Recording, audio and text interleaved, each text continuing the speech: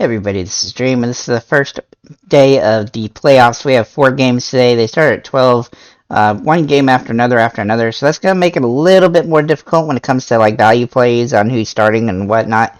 But overall, I think especially here on FanDuel, it's definitely a little bit easier because the price is a little bit more evened out. So without further ado, let's get into the pitchers that I like today. I'm just going to give you my top 4 pitchers and then tell you exactly why. So my first guy, and he's my favorite play, and the guy I'm going to be using most likely is Yu Darvish. Now, why Yu Darvish? Well, his consistency this season has been second to nobody. In the last since 6-7, his low on FanDuel is 31 fantasy points. And in 2 games against the Mets this season, he has 49 and 55 fantasy points. Now, obviously, it's playoffs, and things get crazy in playoffs, but I like his consistency. He gets enough strikeouts where he offsets any earned runs he gives up. He's also getting quality starts in nearly every start, which almost nobody else on the slate has been able to do. And I really just like him overall on this particular matchup. Consider the fact that like none of the matchups are super ideal because all the good pitchers are pitching. He's in a really good spot, and while the Mets do have a couple guys that are hitting the ball extremely well, and there are even guys that I'll mention in this video of guys to potentially use, he does have a tendency to give up a couple earned runs, so you could potentially utilize him and have some Mets in your lineup. Just wouldn't put too many, maybe 1 or 2 at the most. But overall, he's my favorite play on this particular slate simply because of his consistency. The next guy I'm going to talk about is Max Scherzer. Now, obviously, he's the overall best pitcher on the slate, and he's going up against the team that's probably in the weakest position here. In 1 game versus San Diego this season, he has 40 fantasy points, which is pretty solid. Now, he's been a little bit inconsistent lately, and so he does have some, in the last 6 games or so, he's been kind of up and down. But he's been up and down all season for the most part. I mean, he's been up and down more lately than he was early on. But he's still in a good spot, and he's still a really good pitcher. And I just don't think his upside is quite as high as some of the other options. And his floor, though, is a little higher than most of the other guys as well. So he's kind of in a middle of the road area. From a price perspective, everybody on FanDuel has been very similar priced. So it's not that much of a stretch to utilize him if that's your favorite guy. But overall, I think he's a pretty decent play on the particular day. Shane Bieber is going up against Tampa Bay. Tampa Bay, aside from San Diego, are probably the weakest hitting teams on this particular slate when it comes to who they're facing.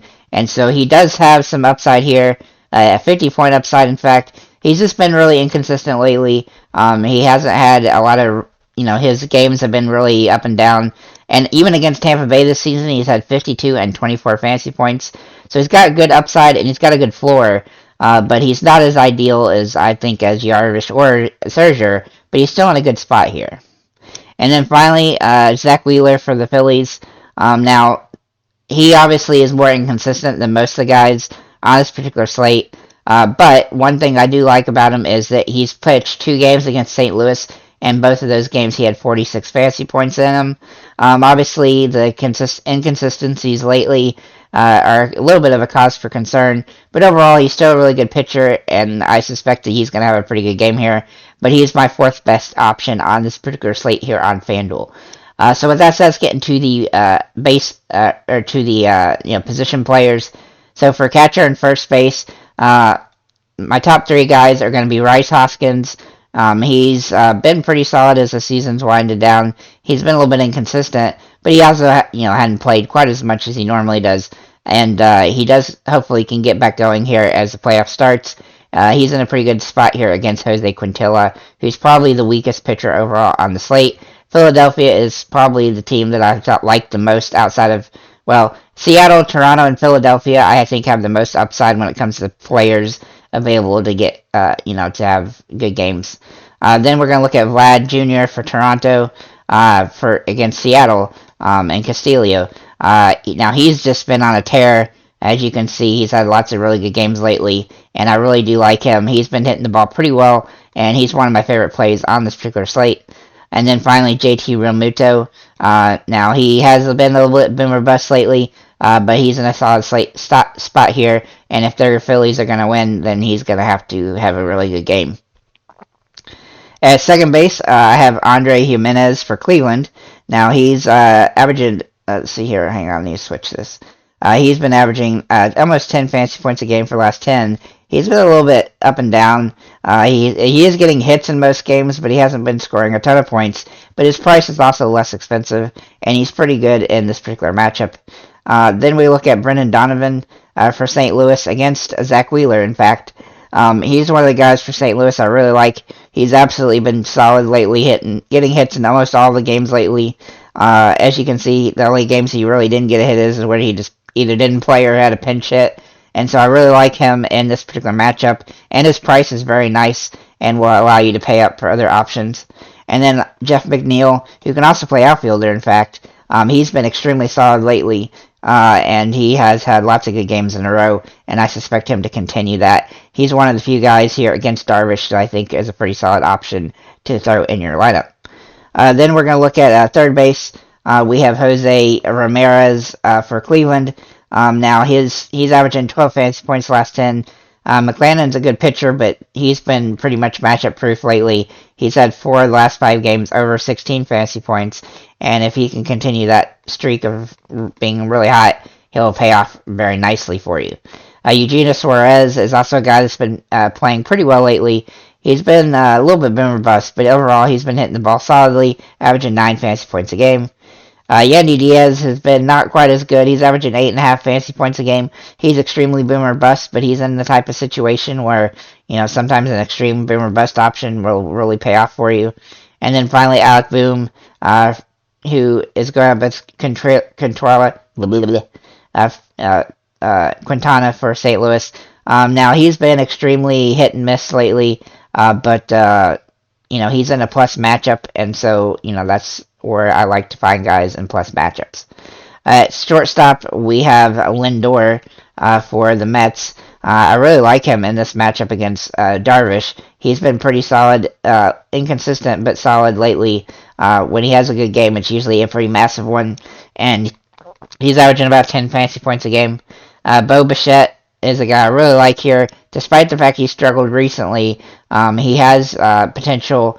He's still getting points every game. I think as low as 6 since at least the late September.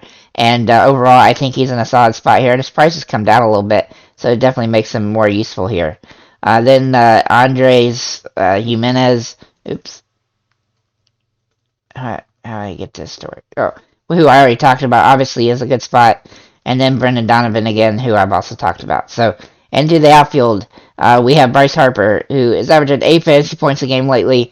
He's been inconsistent, but he's still getting hits every game just about, and scoring at least some points. His price has come down a little bit, and so that makes him useful here.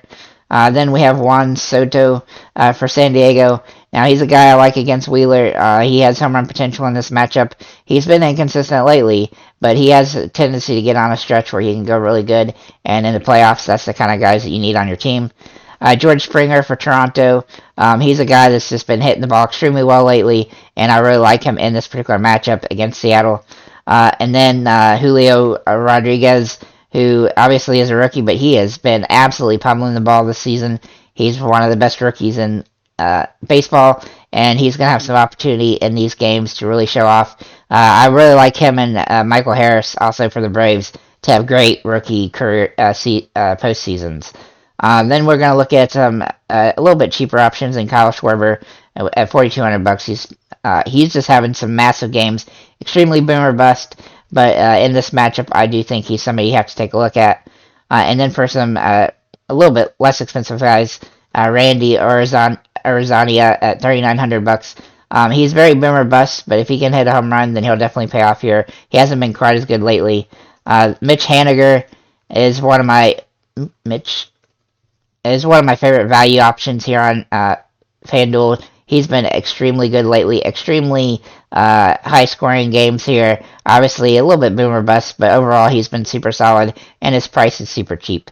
And then Nick Castellanos for Philadelphia, probably my favorite value option on this entire slate of all the players I've mentioned. He's not been particularly great lately, but that's okay because he's in a nice plus matchup here, and he has potential to have a really good game, in a plus matchup for himself. And his price is $2,600. Now, obviously, his not being particularly great lately is not ideal, but he's in the best matchup of the value options available. So, with that said, if you have any comments or questions, feel free to leave them below. Thank you guys for liking, commenting, and subscribing, and have a nice day.